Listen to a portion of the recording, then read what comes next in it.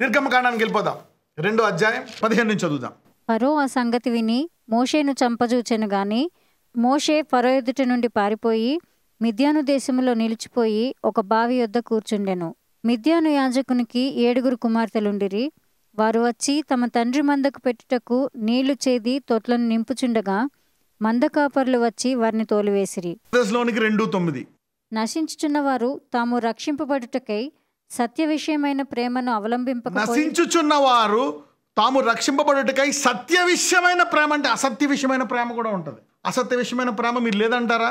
సత్య విషయమైన ప్రేమను అవలంబింపకపోయిరి గనుక వారి రాక అబద్ధ విషయమైన సమస్త బలముతోనూ నానా విధములైన సూచక క్రియలతోనూ మహత్కార్యములతోనూ దుర్నీతిని పుట్టించు సమస్త మోసముతోనూ నశించుచున్న వారిలో సాతాను కనుపరచు బలమును అనుసరించియుండు. వాళ్ళు యేసు ప్రభువుని నమ్మకపోతే సైతానుడు పవర్ చాలా పెరిగిపోయి వాడు నమ్మాల్సిందే అంత పవర్ ఉంటుంది. If you don't believe, if you reject the love of God, you will be invited to more power to believe a lie. నీవు సత్యవిషయమైనటువంటి ప్రేమ, సత్య సంబంధమైనటువంటి ప్రేమను తిరస్కరిస్తే అపవాదిని నమ్మడానికి నీకు 100 రెట్ల శక్తి రుజువు చేయబడుతుందంట.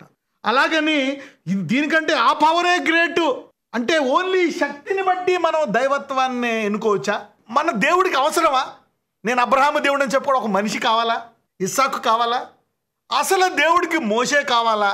అసలు ఈ వాక్యం చెప్పడానికి నేను కావాలా? మీలో చాలామంది వాడబడుతున్నారు, వాక్యం బోధిస్తున్నారు. మనం కావాలా? అవసరం లే.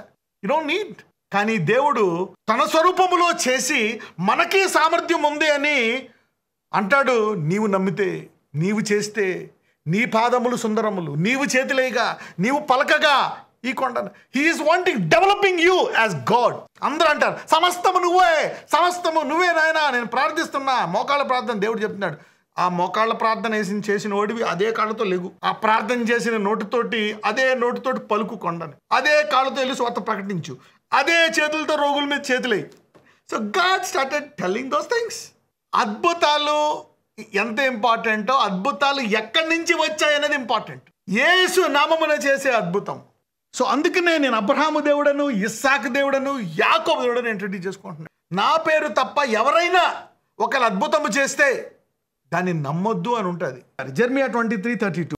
మాయా స్వప్నములను ప్రకటించి వాటిని చెప్పుచు అబద్ధముల చేతను మాయా ప్రగల్భముల చేతను నా ప్రజలను దారి తొలగించు వారికి నేను విరోధినై ఉన్నాను. ఇదే యెహోవా వాక్కు. నేను వారిని పంపలేదు, వారికి ఆజ్ఞేయలేదు. వారు ఈ జనులకు ఏమాత్రమును ప్రయోజనకారులు కారు. ఇదే యెహోవా వాక్కు. ఓకే, ఒకవేళ ఎవరైనా వేరే అద్భుతాలు వేరే పేర్లో చేస్తే అది నమ్మొద్దు అని చెప్పి. Okay, now let's go back to Exodus. చదవం 6వ వచనం. మరియు ఆయన, నేను నీ తండ్రి దేవుడను, అబ్రహాము దేవుడను, ఇస్సాకు దేవుడను, యాకోబు దేవుడను అని చెప్పగా మోషే తన ముఖమును కప్పుకొని దేవుని వైపు చూడవెరసెను. మరియు యెహోవా ఇట్లనెను, నేను ఐగుప్తులోనున్న నా ప్రజల బాధను నిశ్చయముగా చూచితిని. పనులలో తమను కష్టపెట్టు వారిని బట్టి వారు పెట్టిన మొరను వింటిని. వారి దుఃఖములు నాకు తెలిసే ఉన్నవి. కాబట్టి ఐగుప్తీయుల చేతిలో నుండి వారిని విడిపించుటకును ఆ దేశములో నుండి విశాలమైన మంచి దేశమునకు, అనగా కనానీయులకు, హిత్తీయులకు, అమోరీయులకు, పెరిజ్జీయులకు, హివీయులకు, యెబూసీయులకు నివాస స్థానమై పాలు తేనెలు ప్రవహించు దేశమునకు వారిని నడిపించుటకును దిగివచ్చి ఉన్నాను. ఇశ్రాయేలీయుల మొర నిజముగా నా యొద్దకు చేరినది. ఐగుప్తీయులు వారిని పెట్టుచున్న హింస చూచితిని. కాగా రమ్ము, నిన్ను ఫరో యొద్దకు పంపెదను. ఇశ్రాయేలీయులైన నా ప్రజలను నీవు ఐగుప్తులో నుండి తోడుకొని పోవలెను అనెను. అందుకు మోషే, నేను ఫరో యొద్దకు వెళ్ళుటకును ఇశ్రాయేలీయులను ఐగుప్తులో నుండి తోడుకొని పోవుటకును ఎంతటి వాడనని దేవునితో అనగా, అంటే ఇక్కడ మోషే ఇంత ఈజీగా దేవుని స్వరాన్ని గుర్తుపట్టాడు. దేవుడు కూడా మోషేకి ఎలాగ 40 సంవత్సరాల తర్వాత ఎలా కనపరుచుకుంటున్నాడు? అద్భుతము ద్వారా. God is introducing himself as a miracle. ఎంతమందికి అద్భుతముల యొక్క ప్రాధాన్యత కనపడుతుంది?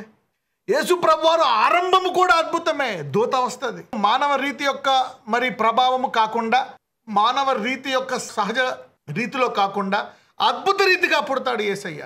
So the introduction of God is a miracle. ఇక్కడ దేవుడు అద్భుతము చూపిస్తున్నాడు. చూపించి మళ్ళీ ఏమంటున్నాడు? నేను అబ్రహాము దేవుడు అని చెప్తున్నాడు. He's connecting him to the word. వాక్యాన్ని కనెక్ట్ చేస్తున్నాడు.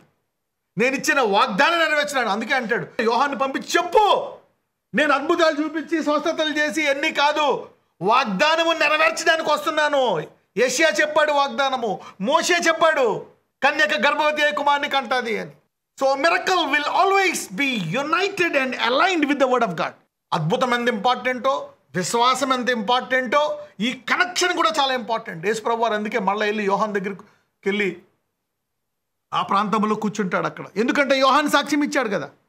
సో రెండు పత్తి చూసారా, ఇదిగో వాక్యములో చెప్పినట్లు ఆయన నజరేతు నుండి వచ్చాడు, వాక్యములో చెప్పినట్టు ఆయన ఐగుప్తుకు పోయాను, వాక్యములో చెప్పబడుతున్నట్లు ఆయన ఆ చిరకను నోటితో పట్టుకున్నాడు. Every miracle is align to the word.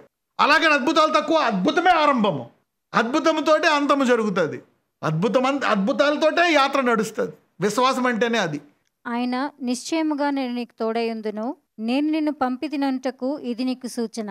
నీవు ఆ ప్రజలను ఐగుప్తులో నుండి తోడుకొని వచ్చిన తరువాత మీరు ఈ పర్వతము మీద దేవుని సేవించెదరు అనెను.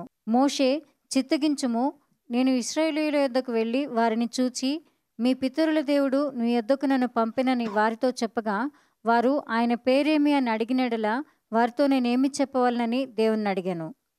అందుకు దేవుడు, నేను ఉన్నవాడను అనువాడనై ఉన్నానని మోషేతో చెప్పెను. మరియు ఆయన, ఉండుననువాడు మీ యొద్దకు నన్ను పంపెనని నీవు ఇశ్రాయేలీయులతో చెప్పవలెను అనెను. మరియు దేవుడు మోషేతో ఇట్లనెను, మీ పితరుల దేవుడైన యెహోవా అనగా అబ్రహాము దేవుడు, ఇసాకు దేవుడు, యాకోబు దేవుడునైన యెహోవా మీ యొద్దకు నన్ను పంపెనని నీవు ఇశ్రాయేలీయులతో చెప్పవలెను. నిరంతరము నా నామము ఇదే, తరతరములకు ఇది నా జ్ఞాపకార్థ నామము.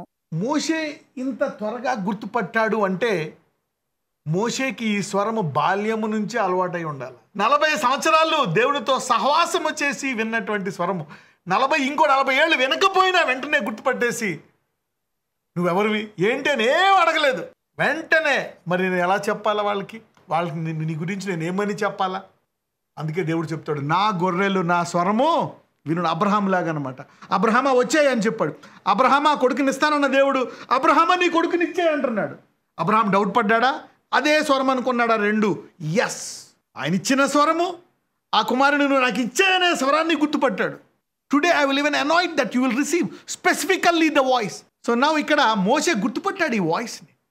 40 years ఈ అద్భుతం చేసి, ఇది వేరే అద్భుతం అవ్వచ్చు కదా, అబ్రహాము దేవుడు అంటే మోషేకి అన్నీ తెలుసు.